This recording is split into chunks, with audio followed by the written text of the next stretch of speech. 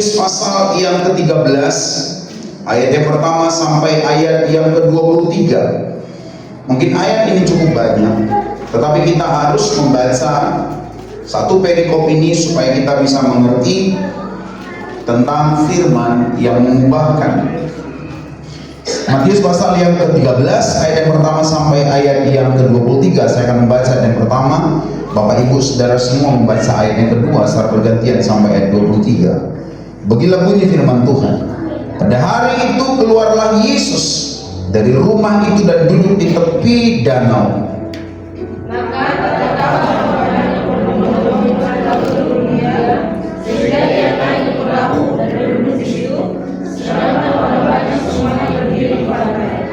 Dan ia mengucapkan banyak hal dalam perumpamaan kepada mereka, katanya, adalah seorang penabur keluar untuk menabur.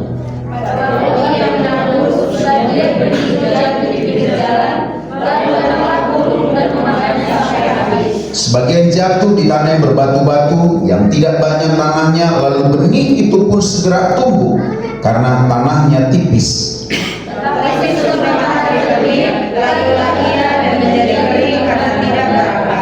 Sebagian lagi jatuh di tengah semak duri, lalu makin besarlah semak itu dan menghimpitnya sampai mati. Dan sebagian jatuh di tanah yang baik, lalu berbuah, ada yang 100 kali lipat, ada yang 60 kali lipat, ada yang 30 kali lipat. Siapa bertelinga hendaklah ia mendengar. Maka datanglah murid-muridnya dan bertanya kepadanya, mengapa engkau berkata-kata kepada mereka dalam perumpamaan? Jawab Yesus, kepadamu diberi karunia untuk mengetahui rahasia kerajaan surga, tetapi kepada mereka tidak. Karena siapa yang mempunyai, kepadanya akan diberi, sehingga ia berlimpahan. Tetapi siapa yang tidak mempunyai, apapun juga yang ada padanya akan diambil daripadanya. Itulah sebabnya aku berkata-kata dalam perumpamaan kepada mereka, karena sekalipun melihat, mereka tidak melihat, dan sekalipun mendengar, mereka tidak mendengar dan tidak mengerti. Maka pada mereka genaplah nubuat Yesaya yang berbunyi, kamu akan mendengar dan mendengar, namun tidak mengerti. Kamu akan melihat dan melihat, namun tidak menangkap. Sebab hati bangsa ini telah menebal, dan telinganya berat mendengar, dan matanya melekat tertutup, supaya jangan mereka melihat dengan matanya, dan mendengar dengan telinganya, dan mengerti dengan hatinya, lalu berbalik sehingga aku menyembuhkan mereka. Tetapi berbalikan matamu karena melihat dan telingamu karena mendengar.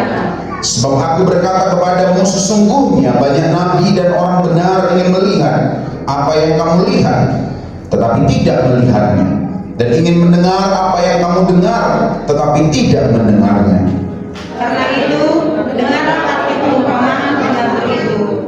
Kepada setiap orang yang mendengar firman tentang kerajaan surga tetapi tidak mengertinya, datanglah si jahat dan merampas yang ditaburkan dalam hati orang itu. Itulah benih yang ditaburkan di pinggir jalan.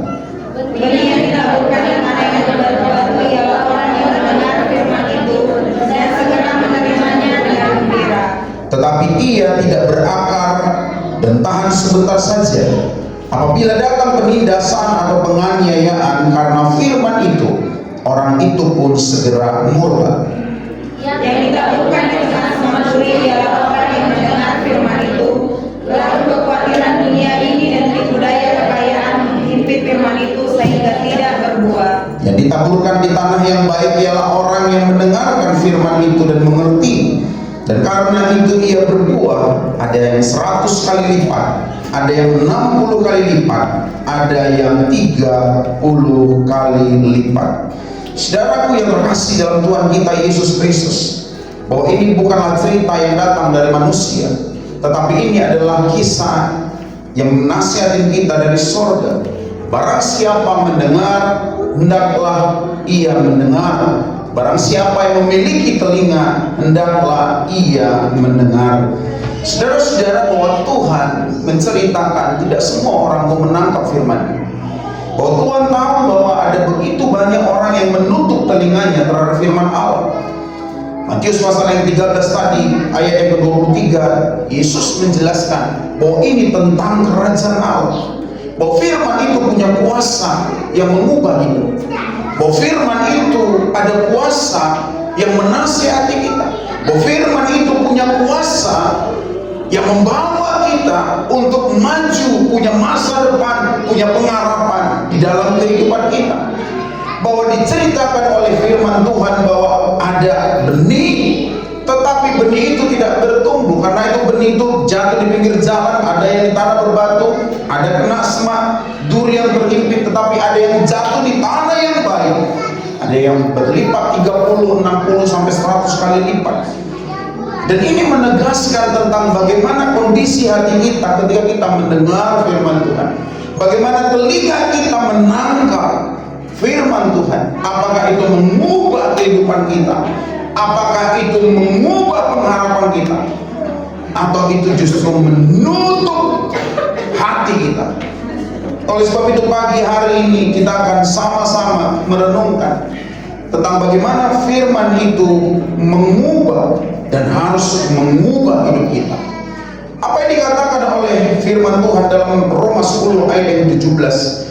Dikatakan bahwa jadi iman timbul dari pendengaran, dan pendengaran oleh firman Kristus. Bahwa iman itu lahir bukan dari lamunan, iman itu lahir bukan dari perasaan, iman itu lahir bukan dari motivasi dunia, iman itu lahir bukan dari kedagingan. Bahwa iman itu lahir oleh karena kita mendengar firman Allah, hati kita dibuka, firman itu berakar menancap di hati kita. Perkataan Allah sering sekali kita pilih dan pilih mana yang cocok bagi kita, dan mana yang mengganggu kita, kita buang. Mana yang mensupport kita, memberi semangat kita, maka kita ambil itu. Tetapi dengan tegas firman Allah katakan bahwa seluruh firman Allah bertujuan untuk mengajar, menasihati, membawa kita kepada jalan pertobatan. Itu sebabnya tidak ada kita memilah dan memilih mana firman yang cocok dan tidak cocok. Tetapi semua firman itu harus kita terima. Sebab disitulah iman itu akan bertumbuh, akan memunculkan pengharapan. Sebab iman itu muncul dari mendengar firman Allah. Jadi kalau saudara tidak mau mendengar firman Allah, berarti dipertanyakan apakah saudara memiliki iman atau tidak. Sebab hubungan antara iman dan firman Allah itu sangat dekat dan tidak bisa dipisahkan. Yesus menjelaskan 4 perumpamaan mengenai benih. Yesus sering mengajarkan ini tentang kerajaan Allah. Ada benih yang di pinggir jalan, ada benih di tanah berbatu, ada benih di tanah berduri, ada benih di tanah yang baik. Semuanya jatuh dan punya tempat. Semuanya itu memiliki tempat. Benih yang pertama ada tempatnya, pinggir jalan. Benih yang kedua ada tempatnya, tanah bebatuan. Benih yang ketiga ada tempatnya, yaitu juga semak berduri. Tetapi 3 benih ini gagal dan 1 benih yang tumbuh dan betul-betul berbuah lebat. Dan di sini mengajarkan kepada kita tentang bagaimana kondisi hati kita saat kita mendengar firman Allah.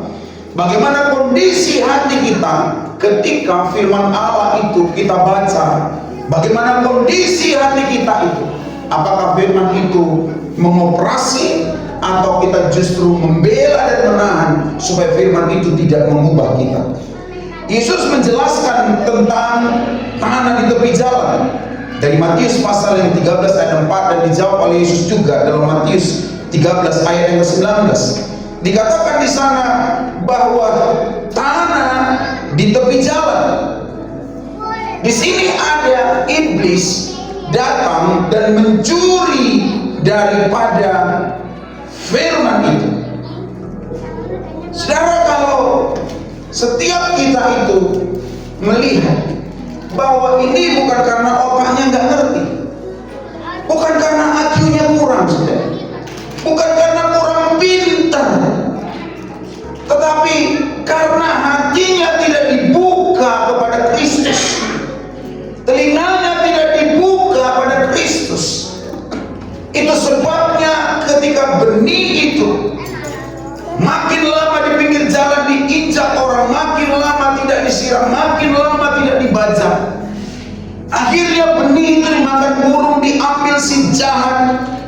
dan tidak ada hilang bekas sama sekali, saudara. Kadang kita tidak mengerti kenapa hidup kekristenan kita sia-sia. Sering kita melihat sekitar kita, kok dia diberkati, gua nggak diberkati. Kok dia itu dewasa rohani, kok aku nggak dewasa rohani. Kok dia dipakai Tuhan, kok aku nggak dipakai Tuhan. Kok dia sudah bertobat tapi dia bertumbuh, kok aku nggak bertumbuh. Kok dia itu punya damai sejahtera, kok aku nggak punya damai sejahtera. Kok dia itu punya sukacita, kok aku nggak punya sukacita. Kok dia itu bisa tersenyum dalam masalah, kok aku nggak bisa. Itu sebabnya kenapa orang itu tidak mengerti. Yesus langsung katakan karena hati orang itu keras. Kenapa dia tidak mengerti padahal yang didengarnya adalah firman tentang kerajaan surga. Kalau kita diajak oleh orang penting, maka ajakan itu menjadi sukacita bagi kita. Kita menjadi orang yang langsung beria-ria untuk mengikuti, untuk masuk dalam acara tersebut. Tetapi orang ini ketika dia mendengar firman tentang kerajaan surga, tetapi dia tidak mendapatkan berkat dari firman itu karena hatinya keras, tidak mau menerima kebenaran, keangkuhan dan penolakan. Yesus berkata dalam Lukas pasal yang ke-11 ayat 28, berbahagialah orang yang mendengar firman Allah dan yang memeliharanya. Kalau hati kita keras, telinga kita penuh tembok, hati kita penuh tembok, maka kita akan menolak firman Tuhan apapun yang menurut kita mengoreksi, menasihati, bahkan menusuk hati kita. Yang kedua, bahwa hati orang itu terbagi. Sudah terlalu mencintai dunia, mencintai harta, mencintai hal-hal yang lebih daripada Tuhan.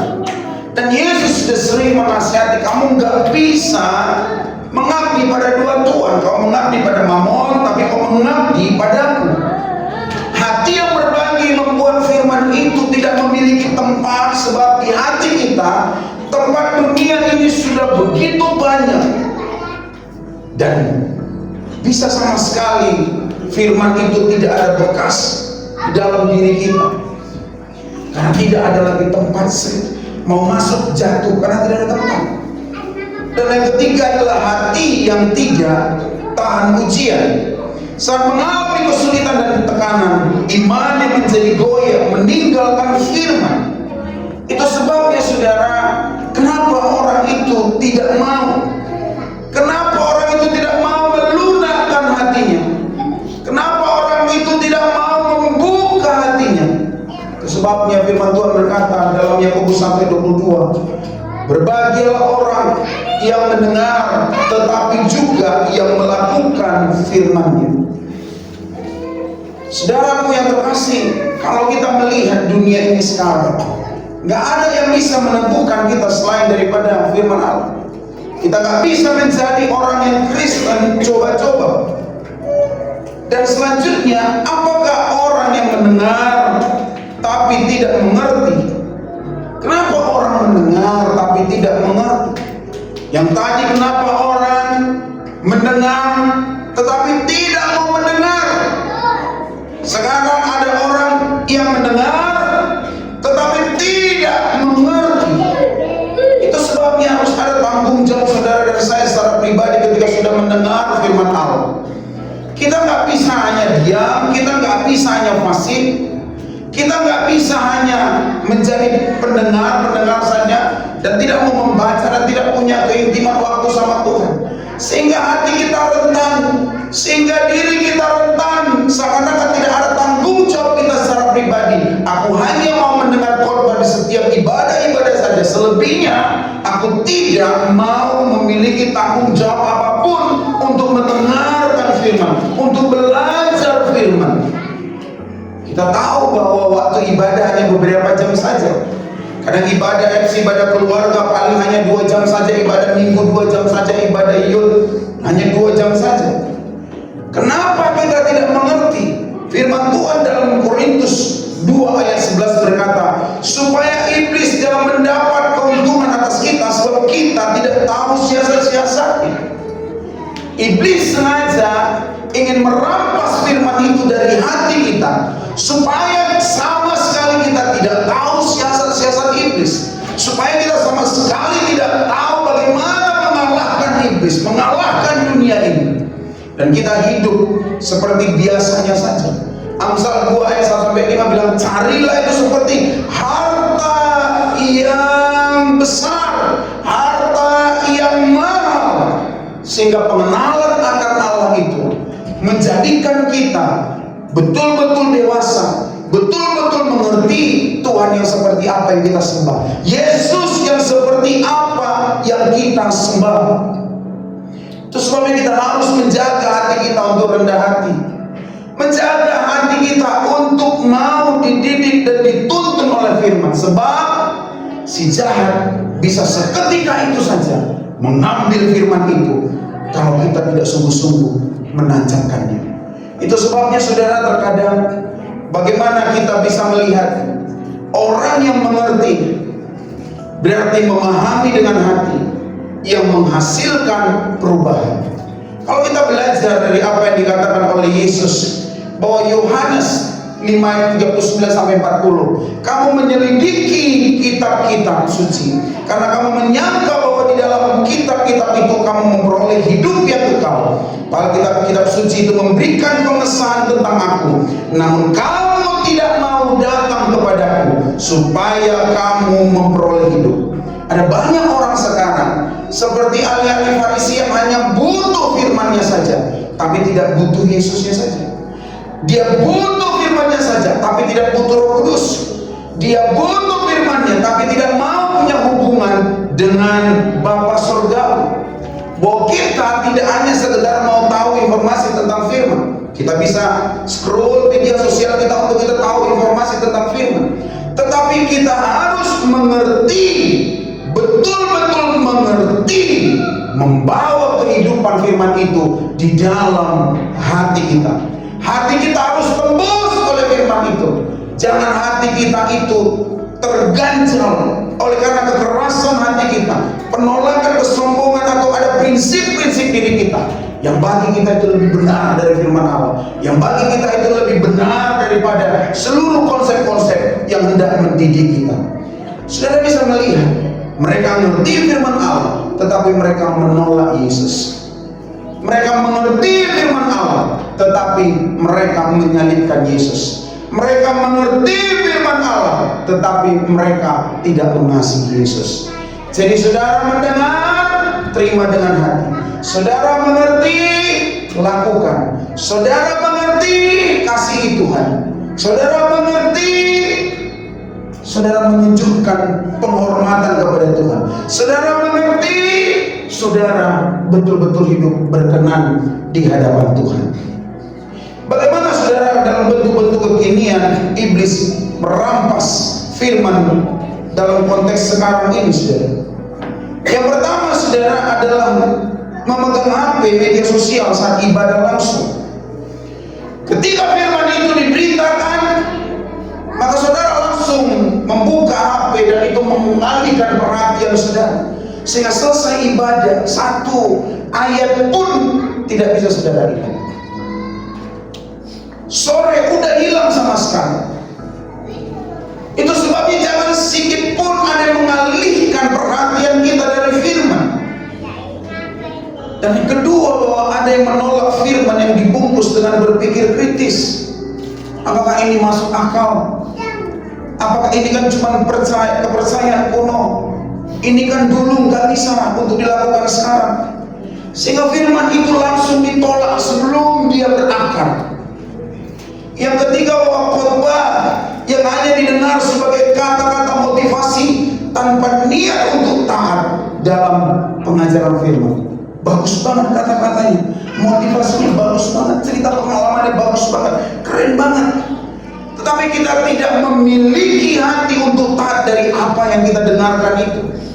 Dalam 2 Korintus 4 ayat 4 dikatakan, di mana dalam dirinya Allah zaman ini telah membutakan pikiran orang-orang yang tidak percaya, supaya mereka tidak memperoleh terang dari kabar Injil tentang kemuliaan Kristus yang adalah gambar Allah. Lindungi hati saudara, fokus dalam setiap pembenaran firman Tuhan.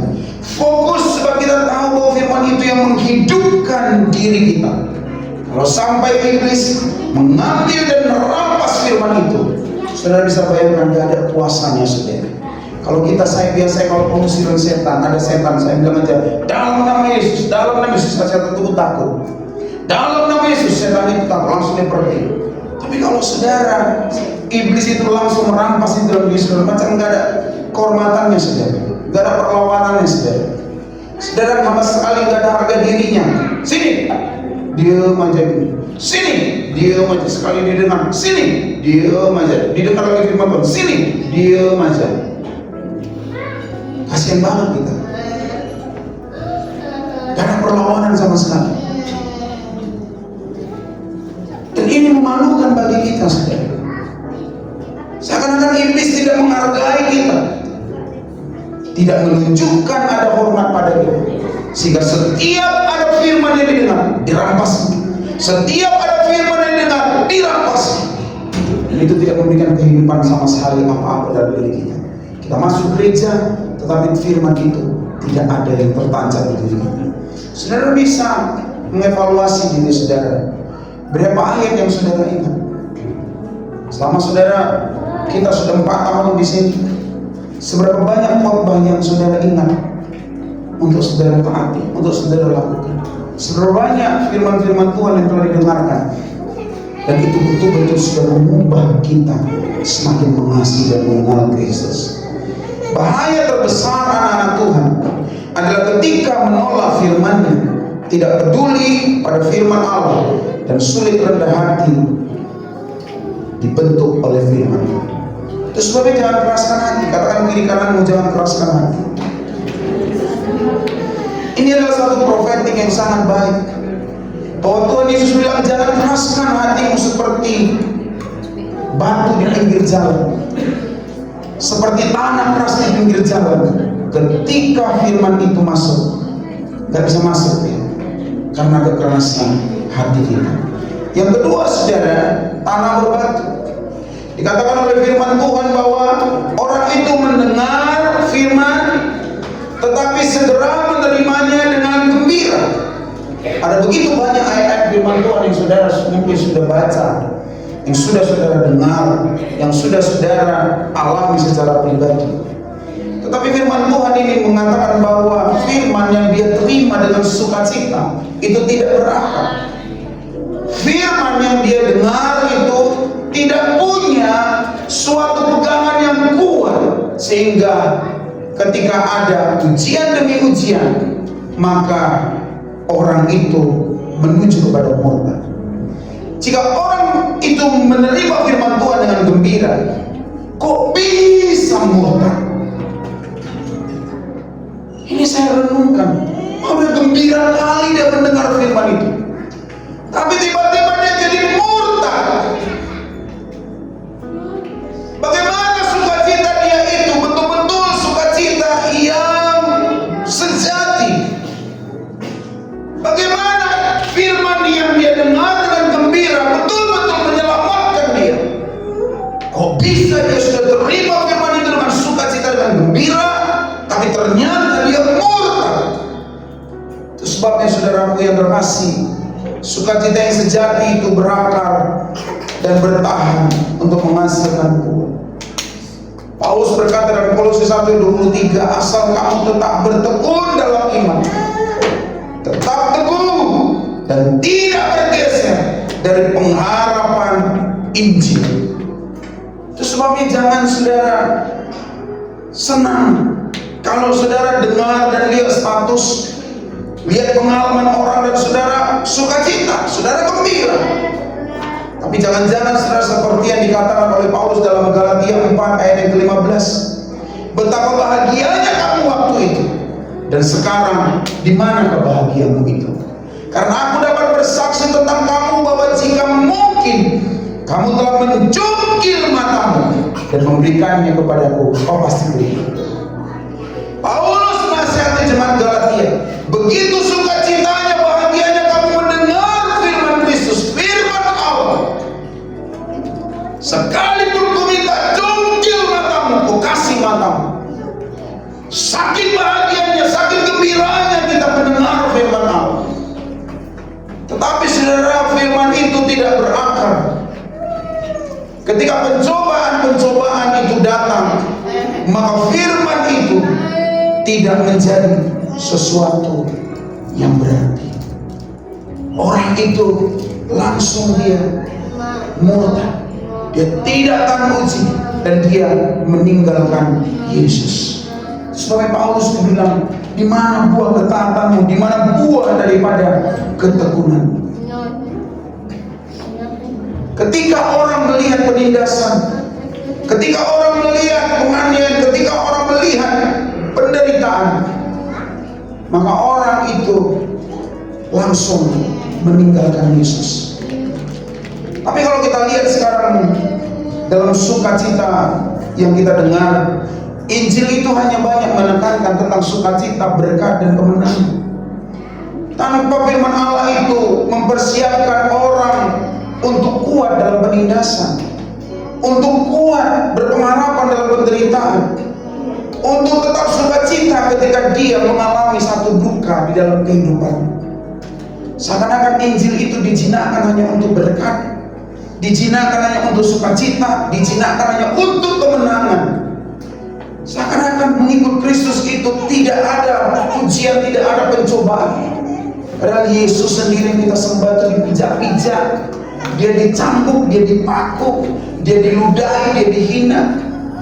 Tetapi saudara, zaman ini menjinakkan Injil itu untuk hanya berkat, hanya sukacita, hanya kemenangan-kemenangan yang diikrarkan. Sehingga ketika orang itu ada pencobaan, penganiayaan, penderitaan, orang itu berkata, aku ingin keluar dari Injil, aku ingin keluar dari Yesus, aku ingin keluar dari persekutuan anak-anak Kristus. Di mana Paulus berkata dalam Roma bahwa bagaimana mungkin engkau meninggalkan Kristus? Siapakah yang dapat memisahkan kita dari Kristus? Enggak ada. Penganiayaan, penderitaan, kelaparan, enggak ada yang bisa. Itu sebabnya saudara yang terkasih, gunakan Injil juga untuk menyiapkan suatu musim dukamu. Jadikan firman Allah juga membangun hatimu, engkau siap di masa ujian. Firman itu juga harus engkau bangun, mempersiapkan untuk hatimu tetap berpengharapan, di mana apa yang kau minta dan kau alami tidak seperti yang kau sudah doakan dan kau mimpikan, yang kau serukan jauh-jauh hari. Tetapi disinilah firman Allah meneguhkan kita supaya apapun penindasan dan penderitaan itu tidak membuat kita menjadi murtad. Sekarang orang saudara kita lihat banyak orang murtad, ingin beristri dua, dia cerai, dia masuk mualaf lagi, gak diterima, dia mau lagi. Ada orang yang untuk pangkat, dia jual Yesus, karena kalau dia tidak masuk agama lain, dia tidak bisa menjadi petinggi. Ada banyak orang, anak-anak muda sekarang, perempuan-perempuan sayang sama laki-lakinya, tiba-tiba saking cintanya dia masuk Islam. Ada lagi laki-laki saking cintanya sama perempuan, dia masuk agama yang lain. Saudara, jangan sampai goncang dan murtad oleh karena ujian-ujian kehidupan ini. Jangan sampai apa yang kau dapat dari firman itu yang begitu cepat sukacita, tetapi sampai ujungnya di hadapan Tuhan kemuliaan pada kita, kita tidak sampai di sana oleh karena sukacita itu ternyata sukacita yang tidak mengakarkan daripada firman itu di dalam kehidupan kita. Banyak orang yang respon yang salah ketika orang mengalami penindasan dan penganiayaan. Salah satunya yang paling sering adalah tawar hati. Kok gini-gini aja hidupku? Kok aku punya masalah terus? Kok sial banget hidupku? Kok malu banget hidupku? Kok bisa begini hidupku? Akhirnya hidupnya menjadi tawar, kasihnya menjadi tawar. Ngapain lagi aku berdoa, Tuhan gak menjawab. Ngapain lagi aku membaca Alkitab, Tuhan gak menjawab. Ngapain lagi aku melayani Tuhan, Tuhan gak menjawab. Akhirnya menjadi menyimpang. Udahlah sekali gelap-gelap terus. Masuk kudem, masuk judi, masuk permabukan, masuk perzinahan, masuk hal-hal yang buruk. Akhirnya dia menjadi murka lama-lama.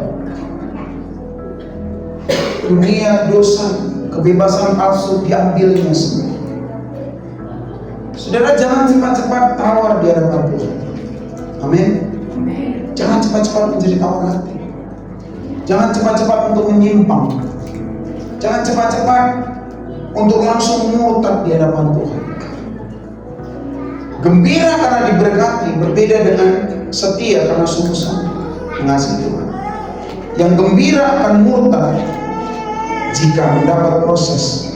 Yang sungguh-sungguh mengasihi Tuhan akan bertahan dan setia mengikuti Yesus sampai akhir hidup. Makanya berakar tuh firman itu. Kasih hati kita untuk ada. Nggak ngerti, tanya pendeta. Nggak ngerti, tanya pengajar. Supaya kita itu tidak salah, tidak tersesat. Kalau kita sudah gembira sekali, tapi ujung-ujungnya kita membenci Tuhan, menolak Tuhan, kita melukai hati Tuhan. Yang ketiga, tanah yang berduri. Saudara, bahwa dia mendengar firman, tetapi terhimpit oleh karena kekhawatiran dunia ini dan tipu daya kekayaan. Bagaimana kita bisa membedakan kekhawatiran yang wajar dengan kekhawatiran yang gak wajar? Kekhawatiran yang wajar, saudara, keluarga itu saudara khawatir untuk memenuhi kebutuhan daripada keluarga saudara. Saudara khawatir karena saudara ingin melindungi keluarga saudara. Saudara khawatir karena saudara bekerja lebih sungguh-sungguh, berkembang dan memberikan yang terbaik. Saudara khawatir karena menjaga kesehatan dan keluarga dan keselamatan keluarga saudara. Itu sesuatu yang wajar. Dan gak mungkin kita sebagai manusia tidak ada suatu kepanikan, tidak ada sesuatu kekhawatiran sekecil apapun. Gak ada, itu gak betul. Kita khawatir itu wajar. Tetapi ada kekhawatiran yang tidak wajar adalah khawatir berlebihan tentang uang, khawatir berlebihan tentang kekayaan, khawatir berlebihan tentang status, sehingga melupakan nilai hidup dalam Kristus yang sebenarnya. Khawatir tentang pandangan orang lain, penilaian, cemoan, penerimaan orang lain. Khawatir dia kehilangan identitas dari dunia. Dia khawatir berlebihan tentang hal-hal yang belum terjadi. Terlalu pikirannya, terlalu ekspektasinya jauh banget, dan itu jelek banget. Itu sebabnya pikiran kita harus ada di dalam Kristus, supaya kita tidak memikirkan yang jauh, dan itu jauh itu langsung buruk, yang jauh itu langsung gelap, yang jauh itu langsung tidak ada solusi dalam kehidupan kita. Sering kita kalah di situ. Kita menciptakan monster, kita menciptakan satu masalah di depan sana yang belum terjadi. Terlalu berlebihan kita berpikir. Itu sebabnya firman Tuhan berkata dalam Filipi 4 ayat 6 sampai 7, serahkanlah segala kekhawatiran kita kepada Tuhan dan teruslah melangkah di dalam iman. Kita nggak boleh khawatir berlebihan, sehingga kekhawatiran itu menghimpit. Akhirnya saudara stres, mau gereja nggak mampu, mau nyanyi nggak mampu, berdoa nggak sanggup.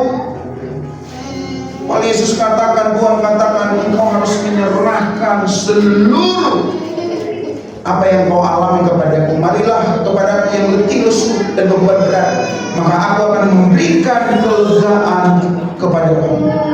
Tetapi sekarang saudara, masa krisis.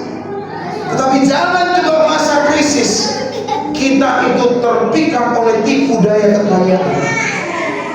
Di masa krisis jangan juga kita tertipu dengan hal-hal serupa kekayaan. Disebutkan adalah tipu daya kekayaan. Apa bentuk tipu daya yang halus dari kekayaan? Dan seakan-akan orang percaya berkata baik-baik saja. Yang pertama, pelit terhadap Tuhan, namun menuntut diberkati.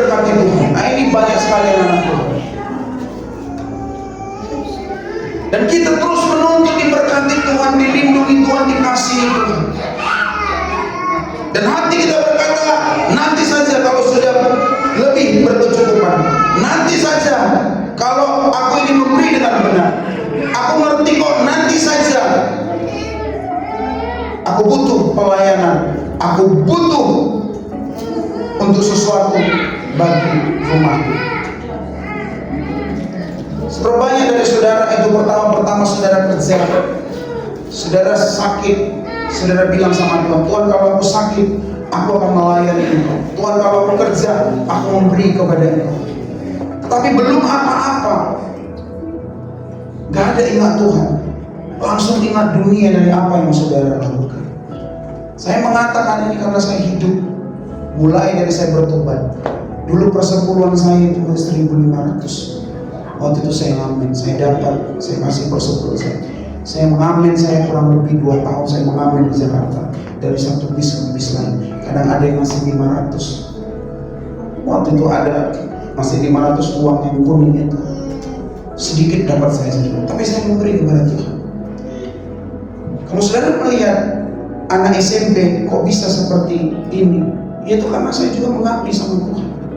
Jangan tiba-tiba kalian lihat, kok bisa ya pakai beginian, kok bisa pakai, ya itu oleh karena udah dibangun, udah setia sama Tuhan dari awal bertobat, betul-betul sama Tuhan, sehingga apapun yang kita dapat dari Tuhan, kita nggak menuntut Tuhan terus, tetapi kita membagikan untuk pekerjaan Tuhan dari yang wajar yang mau kasih, bukan nggak wajar diajarkan oleh gereja ini.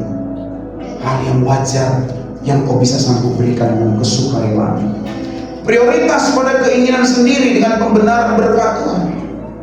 Akan beli, akan diberkati, jadi wajar menikmati berkat.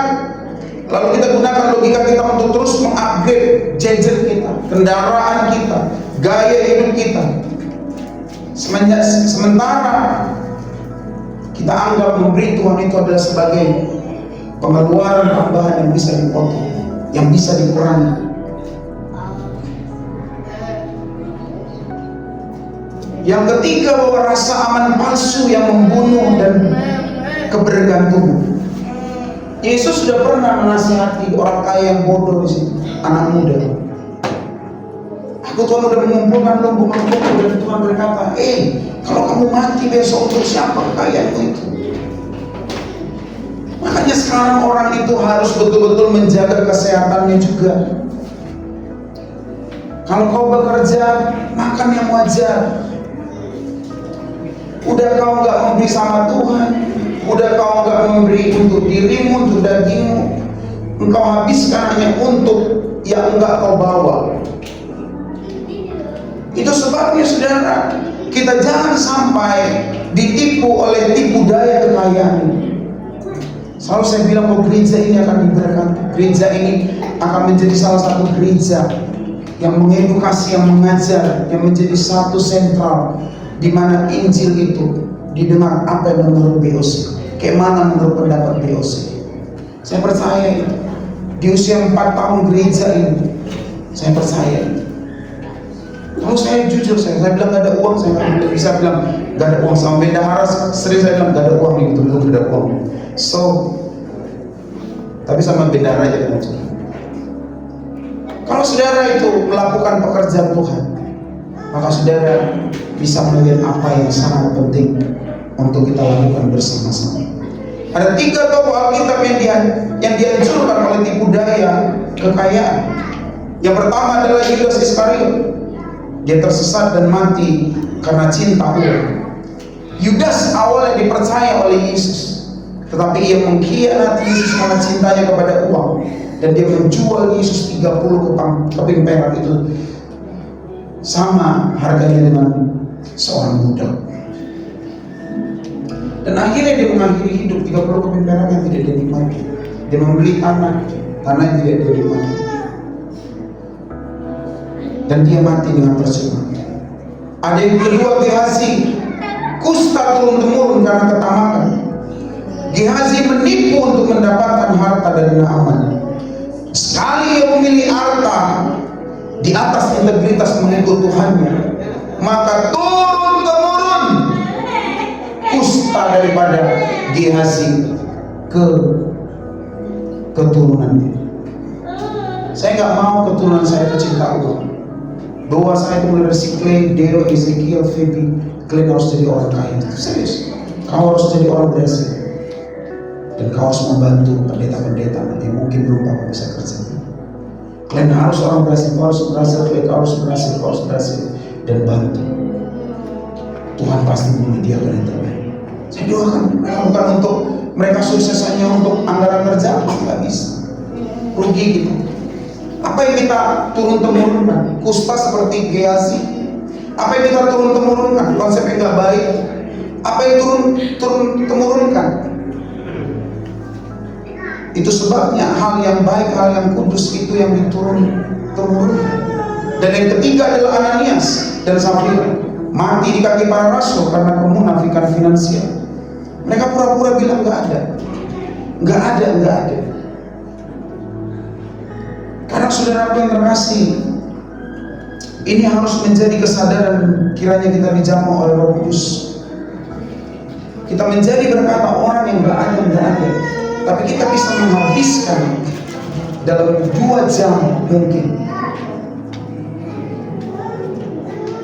Itu persembahan saudara 3 menit kalau dikumpul sekian. Tapi itu hanya saudara bisa 2 jam makan, minum, jalan. Kalau dikumpul itu persembahan saudara 3 bulan, berarti 12 minggu persembahan sekali makan. Tetapi disitulah kita harus memiliki kesadaran di hadapan Tuhan supaya kita tidak munafik secara finansial, kita tidak menipu secara finansial, tetapi kita jujur di hadapan Tuhan secara finansial. Itu adalah kekayaan, itu adalah tipu daya kekayaan. Dan Yesus katakan banyak umat Allah yang mencari Tuhan untuk mencari dunia dan memuaskan keinginan, tetapi orang tidak ingin berkenan dan menjadi berkat. Kenapa firman itu tidak sama sekali tumbuh? Karena dia dihimpit oleh semak dunia. Dihimpit oleh semak dunia. Saya percaya, saya berdoa di gereja kita bukan hanya pencari-pencari berkat, pencari-pencari keselamatan, pencari-pencari perlindungan, tapi kita betul-betul mencari Tuhan. Serba banyak dari dulu orang-orang yang dikatakan oleh Yesus. Makanya Yesus berkata, ini adalah rahasia kerajaan surga. Banyak orang yang mendengar, tetapi orang itu tidak mengerti. Pada waktu itu bukan kita saja orang yang minta berkat, pada waktu itu banyak orang yang minta berkat. Ada 5.000 orang yang mau makan, Yesus membuat mujizat 5 roti dan 2 ikan. Dalam Injil yang lain ada 4.000 orang, ada orang yang sakit, ada orang yang lumpuh, ada orang yang buta. Sama di musim ini juga seperti itu. Ada orang yang ingin dinaikkan levelnya, ada orang yang ingin diberkati, diberikan masalah. Ada murid-murid juga yang minta, aku ini kuasa dan hikmah seperti engkau. Dikasih 2 orang mereka, menyembuhkan orang sakit, membangkitkan orang mati, menjelikan orang buta. Dikasih semua, tetapi itu terhimpit oleh karena tipu daya itu. Oleh karena itu kita sebagai anak-anak Tuhan, gereja ini selalu mengajarkan hal-hal wajar.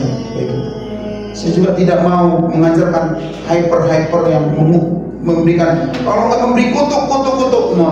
Nggak seperti itu firman Tuhan kita. Itu sebabnya kita sebagai anak-anak Tuhan jangan sampai firman itu terhimpit oleh karena tipu daya seperti itu. Baik, udah ada tipu daya iblis yang mau ngambil, ya kan?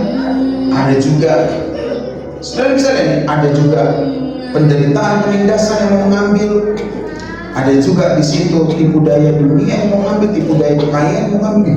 Dia bayangkan ujian firman itu mau masuk hati kita tuh benar. Gak segampang, saudara dengar, ya ternyata gak segampang yang aku dengar ya. Ternyata prosesnya. Itu sebabnya kita harus dipimpin oleh Roh Kudus. Kita harus meminta Roh Kudus menolong kita, Roh Kudus memimpin kita, Roh Kudus pimpin aku, kuasai hatiku, Roh Kudus tolong aku. Harus minta itu. Kalau tidak, maka kita akan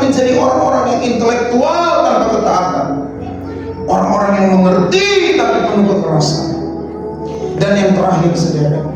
Tanah yang baik. Bahwa kita berkata bahwa dia mengerti, berakar firman itu dan berbuah 30, 60, 100 kali lipat. Saudara lihat ayat-ayat yang dia dengar. Karena begitu besar kasih Allah yang dia tanam. Berbahagialah orang yang miskin di hadapan Allah, dia tanam. Berbahagialah orang yang bertahan sampai akhir, dia tanam dan berakar dalam kehidupan 30, 60 kali lipat. Mengapa Yesus mengaitkan mengerti secara langsung dengan berbuah? Kalau saudara nggak mengerti, saudara nggak akan berbuah. Dengar aja, itu belum tentu berbuah. Makanya firman Tuhan bilang, kita harus mengerti supaya kamu berbuah, supaya hidupmu berdampak, supaya hidupmu bahagia, damai sejahtera secara pribadi ya. Sekalipun engkau tidak memiliki apa-apa, engkau tahu bahwa Injil itu sedang tidak menipu kondisimu. Sekalipun penindasan itu ada, Injil tidak sedang menghina-bobokkan dirimu. Sekalipun kamu susah, Injil itu tidak sedang menipu dirimu. Kalau kau susah, susah saja. Tapi jangan sampai engkau mengatakan Tuhan engkau tidak baik, Tuhan engkau tidak adil, Tuhan engkau tidak mengasihi, Tuhan engkau membenciku, Tuhan engkau tidak memiliki rencana baik atasku. Buang itu dari mulut. Tapi karena kita mengerti, maka buah kesabaran itu ada di hati kita, buah sukacita itu ada di hati kita, buah kedamaian itu ada di hati kita. Sehingga di masa musim-musim susah kita, orang melihat dan berkata, look at these guys, lihat orang-orang ini susah loh, orang-orang ini belum kaya loh, orang-orang ini lagi menderita loh, orang-orang ini lagi kemalangan loh, orang-orang ini lagi sakit loh. Tapi kami melihat mulut mereka berkata, terpujilah Tuhan, terpujilah Tuhan, mulialah Tuhan, baik engkau Tuhan, rencana baik, engkau semua baik. Wow. Itu sebabnya saudara, bangun fondasi dengan baik, supaya kita itu enggak cepat roboh, enggak cepat dikit-dikit ada musim merenung, dikit-dikit ada ujian merenung. Kita berdoa yuk, sama-sama. Enggak bisa, kita sanggup. Mari kita nyanyikan pujian yuk, makan, enggak sanggup juga. Minumlah, enggak sanggup juga. Saudara, kalau kita mengerti buah daripada roh itu ada pada kita, kalau kita mengerti pasti hidup kita berdampak. Kalau kita mengerti pasti hidup kita berbuah.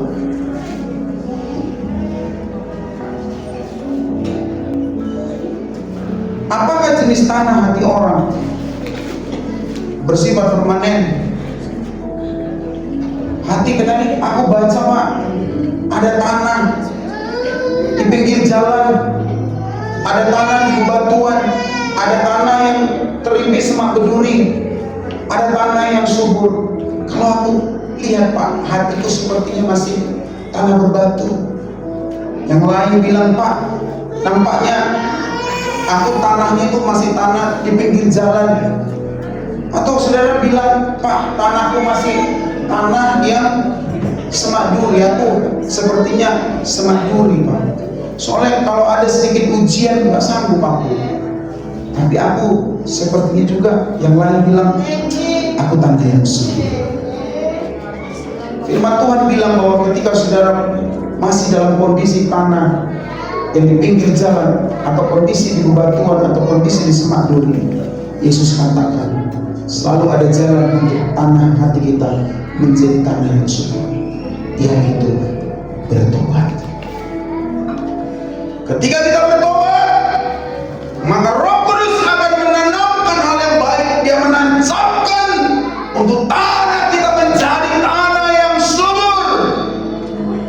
Yang lama itu akan diselesaikan oleh Kristus.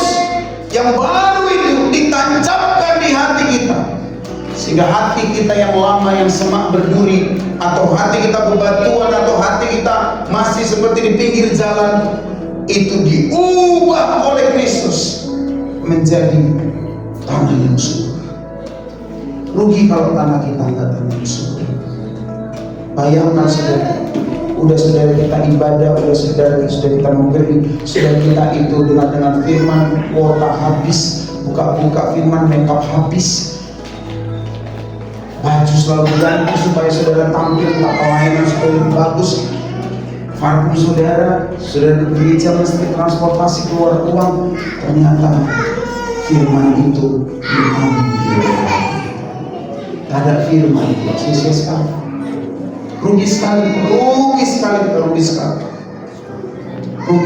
Makanya Yesus menasihatkan ini, karena dia tahu ada begitu banyak anak-anak Tuhan yang sedang mengasihi dia dan mengorbankan banyak hal untuk datang ibadah, untuk memberi kepada Tuhan dan untuk melayani Tuhan. Dan firman Tuhan ini menegaskan kepada kita supaya kita betul-betul mengasihi dia. Jadikan diri kita menjadi bagian, menjadi tanda yang subur. Musim ini bukan musim yang mudah, tetapi kita percaya kalau tanah kita subur, firman itu ada, kita tidak akan salah pesta. Amin. Engkau pun ingin membangun masa depan, engkau bilang dia Tuhan, aku percaya. Oke lah, dulu aku Tuhan gak baik, dulu aku Tuhan gelap, dulu aku gagal, dulu aku tidak menemukan jalan. Tetapi sekarang saya Tuhan datang kepadamu, jadikan hatiku tanah yang subur. Aku gak mau Tuhan rugi, aku gak mau Tuhan rugi. Gak ada sama sekali firman itu. Yang iblis yang mengambil, yang penindasan yang mengambil, penganiaya yang mengambil, tipu daya lah, dunia lah, apalah, gak ada sama sekali firman itu Tuhan. Makanya saudara yang berkasih, ini menjadi satu bentuk kesimpulan dari apa yang Yesus katakan. Apakah ketika aku datang ke dunia, aku mendapati iman? Sulit firman itu ada di sini. Berjuang. Gak semudah tadi. Aku aja saudara, aku udah seorang gembala. Iya, ngeri kali ya. Firman itu supaya ada, ngeri kali ya prosesnya. Banyak kali iblis pun mau ngambil, dunia pun mau ngambil. Karena apa? Karena hasilnya ini nggak mau iblis. Hasilnya ini 70, 30, 80 sampai 100 kali lipat.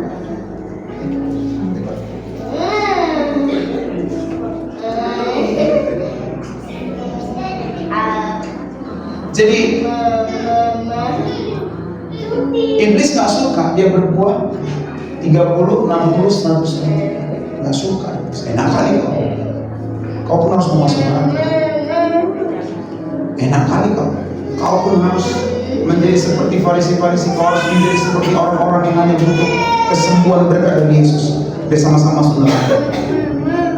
Tapi saya berdoa kiranya Roh Kudus menjamah kepada dasar apapun kondisi kita, jangan sampai benih itu, firman itu kosong di hati kita, dan biarlah itu mengubah hati kita. Tuhan Yesus berkati, minta pimpinan Tuhan. Tuhan memberikan kesempatan kepada setiap kita. Dia selalu meneguhkan diri. Dia nggak merasa karena dia mengasihi kita. Apapun saudara setelah dari ibadah ini, engkau sedang membangun harapan masa depan, bangun bersama Tuhan. Bilang sama Tuhan, Tuhan pegang tanganku. Sedikit kali firman yang ku tahu sejauh ini Tuhan. Iya ya. Kadang dengar habis, dengar hilang, dengar hilang. Hanya artinya aja yang mau aku olah-olah. Ayatnya gak tahu. Tapi saat ini Tuhan bilang, aku gak mau. Dalam nama Yesus, Jangan kalian mati juga karena sibuk cari uang. Katakan kiri kananmu, jangan mati juga sibuk cari uang. Keluargamu sayang samamu ya. Gerejamu sayang samamu. Gembalamu sayang samamu. Gak boleh. Gereja ini mengajarkan hikmah seimbang. Jangan sampai gimana harus saya berdoa, saya melihat umur yang panjang dari jemaat-jemaat di Indonesia. Pada waktu istirahat, pada waktu dengan firman, sehingga semua kita bisa melihat anak-anak kita diberkati, masa-masa tua kita juga menjadi masa tua yang diberkati. Saya berdoa semoga diberkati. Kita akan mengakhiri ibadah kita pada pagi hari. Saya mengundang Koel dan Sinar maju ke depan.